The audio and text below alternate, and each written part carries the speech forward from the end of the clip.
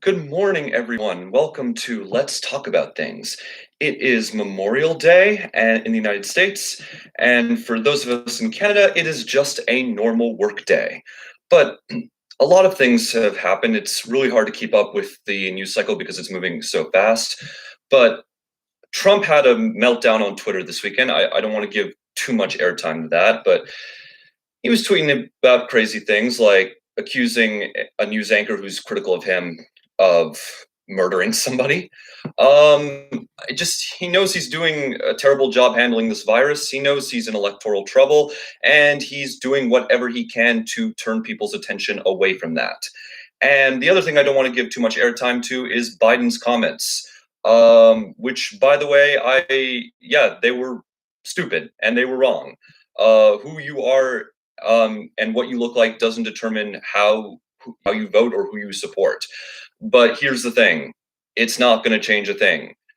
I have a hard time being convinced that the man who has made gaffe after gaffe in debate after debate and in appearance after appearance, and somehow won the primaries in a landslide, is going to be all affected by these comments. So people are just going to quickly forget about them, and I think people are already starting to forget about them, and they're going to move on to the next outrageous thing that Donald Trump does or the next gaffe that Joe Biden makes. But anyway, I want to talk about something that's been on my mind a bit, and it's the question as to why Republicans hate voting by mail. In the midst of this pandemic, Republicans have been, actually, in the midst of this pandemic, states have been expanding voting by mail and no excuse absentee voting in order to make it safe for people to vote. Because the last thing that we want to do is cancel or postpone the general election because because of the pandemic preventing people from going out to vote, because that could easily provide a pretext for any government to assume total authority. And that's something I definitely want to talk about later on in this stream. But the president has said that he is going to sue the states of Michigan and Nevada.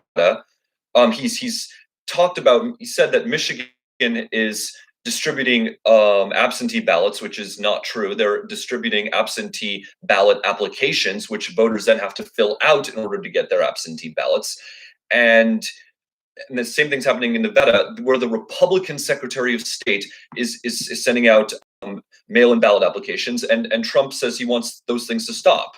And I just don't understand why. People on the right often claim that Republicans are hurt by vote by mail, but it's just not true. There was a special election just a couple weeks ago in California, which has expansive vote by mail. In fact, the state even allows ballots to be counted even if they're received just 3 days after the election, as long as they are postmarked by election day. And this is something that conservatives derisively call ballot harvesting, and it's not. But what ballot harvesting is what happened in North Carolina in 2018, where people actually collected absentee ballots and didn't deliver them. That is ballot harvesting, and that was something that ironically enough, it was the Republican whose operatives did that. But what we saw was that in California, which has expansive voting by mail, Mike Garcia, the Republican, flipped a seat that was won by Hillary Clinton by 50%, and it's actually the first time since 1998 that Republicans have flipped a congressional seat in California. And I think there's a number of reasons why this happened, and I want to talk about this in a later video. But the fact that California has expansive vote by mail did not stop Republicans from winning. In fact, there's research that suggests that it's possible that Republicans in California benefit from vote by mail, especially during a pandemic like this, because vote by mail is because in an environment when Democrats have the enthusiasm advantage, vote by mail lessens the impact of that enthusiasm advantage, and it allows for a more even electorate, politically wise, than would be if people just voted in person. So I think that the Republican opposition to vote by mail is stupid at best, and it's complicating things at worst because of COVID-19. We need a safe way for people to vote. So I think that at least for this election, there needs to be no excuse absentee voting and possibly vote by mail. And this would be something that would maybe good to keep going forward. But I think what ultimately has to happen is that something's going to have to happen that I think has been unthinkable up until this point, which is that Congress needs to take a more active role in setting national rules for national elections. In Canada, it's often the case that while provinces control provincial elections, the federal government controls federal elections. That's not the case in the United States, where the states control elections both at the state and federal level. Although the Constitution does give the federal government, it gives Congress the power to set national rules for elections for the House, the Senate, and for president. They can't set those rules for state elections, but they can for federal elections. And maybe this is something that Congress will need to do going forward. I can think of a number of things that would make elections better for everybody and more fair as they're consistent across the board, such as maybe setting a modest voter ID requirement, or voting by mail, and as well as expanding civil rights protections. I'm actually of the opinion, by the way, that you can have a voter ID requirement that does not infringe on civil rights protections. You just have to make it as easy as possible to get that voter ID. But that, I think, is something that should be talked about going forward, and is something that the Constitution absolutely gives Congress the power to do. But I just want to talk about what's happening across the world, because while we have been consumed, our 24-hour news cycle has been consumed with the coronavirus, things have been happening around the world that have not been good. China, for example, has been making moves that have escaped people's attention, such as asserting Chinese law over Hong Kong. They've been rounding up protesters. For the past year, there's been pro-democracy protests in Hong Kong, and last year the pro-democracy side actually made huge gains in the local elections in Hong Kong. So China has been asserting Chinese law over Hong Kong in violation of the treaty under which Britain gave Hong Kong back to China. The treaty required that Hong Kong's unique system be maintained for 50 years until 2047. Transfer took place in 1997. And China has now been blatantly violating that. And it looks like Hong Kong could very well become just another part of China, with freedom limited and economic freedom limited.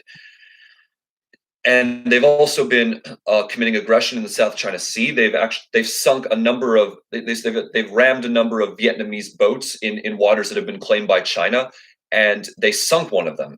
And again, this has all been happening while the world has not been paying attention, because we've been consumed with the coronavirus. But this has been a perfect time for autocrats to assume power. For example, in Hungary, Viktor Orban, early on in this crisis, authorized the parliament in Hong Kong, gave Viktor Orban the power to rule by decree, ostensibly for the duration of COVID-19, but in all likelihood, it's going to last a lot longer than that. And it's just another opportunity for autocrats around the world to take power and undermine whatever democratic institutions are left in those countries. I'm a bit worried about what's going to happen in Poland, although that's less of a concern because the opposition actually took part of the legislature, and they could actually block such actions from happening. I want to talk about a couple of articles I read in The Economist. The first is that social distancing is going to have to continue for the foreseeable future, but the lockdowns that have been put in place to flatten the curve need to be lifted. And it's clear, and this is something that I haven't said a lot on Twitter, but I've said a lot in real life, which is that at a certain point, mass lockdowns, are going to do more harm than good. That the lives that they will ruin and the lives that they will cost will outweigh the lives that they save. So at a certain point, lockdowns need to be lifted, and in the United States, that's starting to happen, and all around the world, that's starting to happen. But social distancing should continue. Masks should be worn in public. We should all stay 2 meters apart from each other. And we should, and countries need to increase testing and contact tracing dramatically. But one of the things I worry about is this is going to give even democratic countries expansive new powers, like the ability to invade privacy. One of the things that we saw that South Korea did a very good job of stopping the spread of the coronavirus. But one of the things they did was they did contact tracing and case tracing, and these results got published on the website, on the government website. And one of the things, side effects that had is that people could see where people have gone. And in one case, there was someone who had committed an affair, but who was able to cover it up, where that got exposed because of the government's information published on the website, because he had gone to a place that might have gotten COVID-19. And so invasions of privacy might become the new normal. And that's concerning, because the Fourth Amendment in the United States is the reason why the American Revolution was fought, according to John Adams. And to see it undermined the way it was after 9/11 without any thought put into it, it's just, I hope it's a mistake that's not repeated, but I think it's something that's going to happen a lot across the world, if not in the United States. But I think that but back to the main topic, I think that there are ways that we can reopen the economy, but maintain social distancing and have special measures in place to protect those who may be vulnerable, such as the elderly and the immunosuppressed. Maybe, for example, having nursery home workers only work in one location. That's one example of special measures that can stay in place. But other than that, I think it's a good idea to reopen the economy carefully, and with concern for those who might be affected. The other thing I want to talk about, it's the last thing I want to talk about, is there's been an ongoing decline in church attendance across the world, and most recently in the United States. It's estimated that 1 in 5 churches could close as a result of COVID-19, including 1 in 3 mainline Protestant ones. And this has honestly been an ongoing trend. Across the world, religious affiliation has declined, and this is also true in the United States. It's estimated that only 20% of Americans attend church on a weekly basis. But what I find very interesting, the stat that while 1 in 5 churches could close, 1 in 3 mainline Protestant churches could close, because it's a trend that I've noticed not just in Christianity, but also in Judaism, which is that, particularly in American Judaism, which is that while religious affiliation across the board is declining, religious affiliation among the most intense expressions of religious affiliation is increasing. We're seeing this with while conservative conservative Judaism is declining, and arguably Reform Judaism is as well, Orthodox Judaism is increasing. And for those who don't know, Orthodox Judaism is arguably the most intense expression of Judaism. And the same thing is true, by the way, in Christianity. Mainline Protestantism is declining at a faster rate, while, mind you, evangelical Protestantism is, the affiliation with those churches is increasing. And what I'm noticing is that in both instances, people who opt to remain religious want an intense expression of that religiosity. I'm not entirely sure what it is. Maybe it's a decline in certainty. There are things in this world that are becoming less certain, and human beings long for certainty. And for many, they're finding this in religion. It's an interesting thing that I've noticed, and it's just something that I feel like is going to be an ongoing trend, is that religiosity, while shrinking, is going to become more intense. And something I wonder is that, while I consider myself an Orthodox Jew, something I wonder is, the people who have found comfort in a more moderate expression of Judaism, will those supports decline and will they fade away? And what will happen to those individuals? And I think that's something that I think is going to be worth researching and keeping an eye on over the next several decades. Finally, what I want to talk about is less political and less current eventish, and it's more long-term trends in Texas politics. Because last week, about a couple weeks ago, I talked about the long-term trends in Ohio, which is arguably becoming more Republican. But let's look at Texas, which is arguably becoming more Democratic. And one need not look any further than in the Texas Senate races between 2012 and 2018, both of Ted Cruz's Senate races. And what we see is that in many of these urban counties that are growing rapidly, Ted Cruz's performance declined from 2012 to 2018. Let's start with Travis County. This is home to Austin. This is a pretty liberal county. Paul Sadler won this. The Democrat won it by 23.9%, whereas Beto O'Rourke won it by close to 50%. Hays County, a suburb. Hays County is a suburb of Austin, and it voted for Ted Cruz by 9.4%, then voted for Beto O'Rourke by 15.4%. Let's look at Beto O'Rourke's home of El Paso County. This was a similar result to Austin. Paul Sadler won it by over 25%. Beto O'Rourke won it by close to 50%. Bexar County, this is home to San Antonio. Paul Sadler won it by just 4.1%. Beto O'Rourke won it by 20%. Dallas County, I think it's the second largest county in the state. Paul Sadler won it by 14%. Beto O'Rourke won it by 33%. Let's look at other counties in the Dallas Fort Worth area. Denton County is a very Republican suburban county of Dallas. It was Cruz won it by 31. Ted Cruz won it by 32.1%, but he only won it by 8.2% in 2018. That is a 25-point swing. That's a 24-point swing from 2012 to 2018. Same thing happened, by the way, in Collin County. Similar demographics, and it's also a suburb of Dallas. Ted Cruz won it by 31.6% in 2018. Sorry, Ted Cruz won it by 2000. Let me try this again. Ted Cruz won Collin County by 31.6% in 2012. But in 2018, he only won it by 6.2%. That is a swing of more than 25%.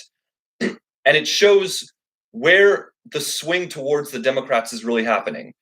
Tarrant County voted for Ted Cruz by 16.3% in 2012. This is, by the way, the home of Fort Worth and Arlington.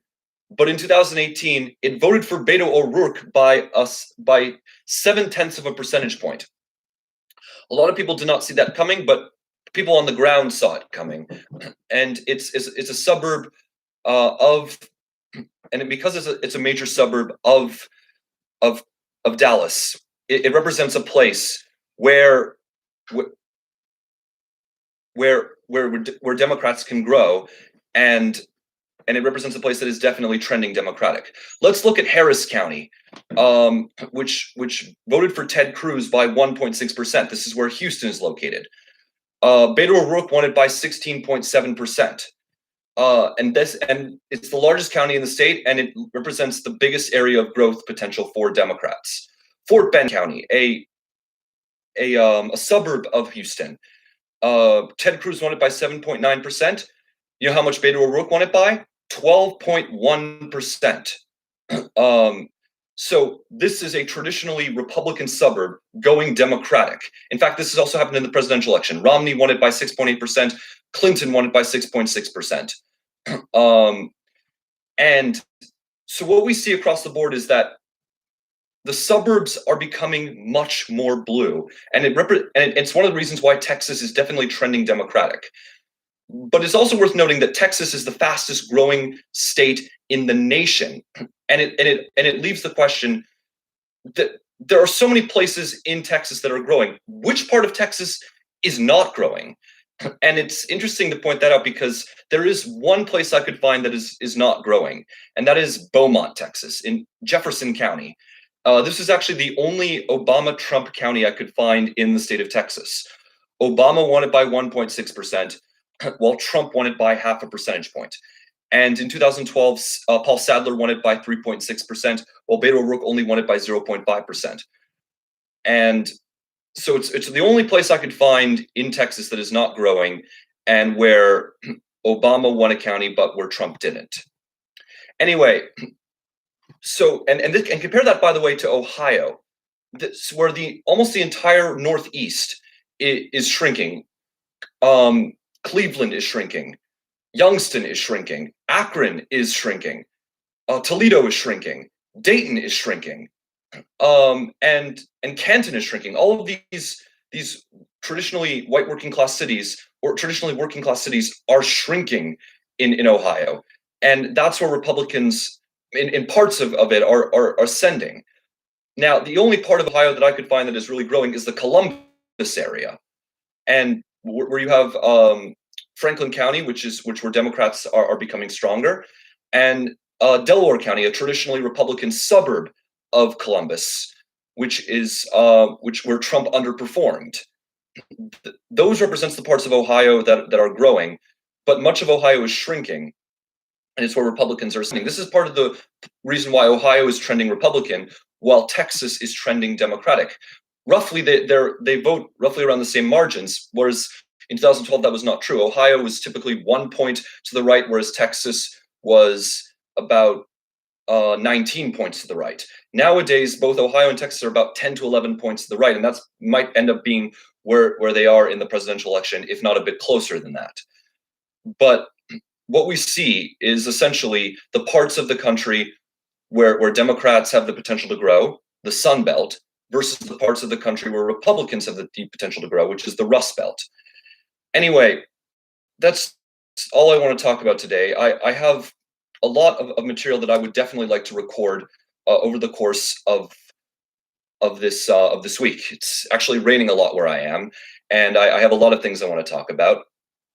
But so I have a lot of material I want to talk about, such as conservative response to Medicare for All, which one of my conservative friends, Heath Mayo, wrote, and I definitely want to talk about.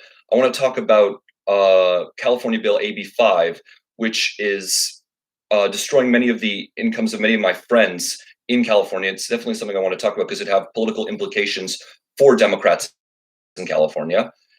And there's other things I definitely want to talk about. So hopefully I'll see you guys very soon. Have a great rest of your Memorial Day, and God bless America's troops, and God bless Canada's troops.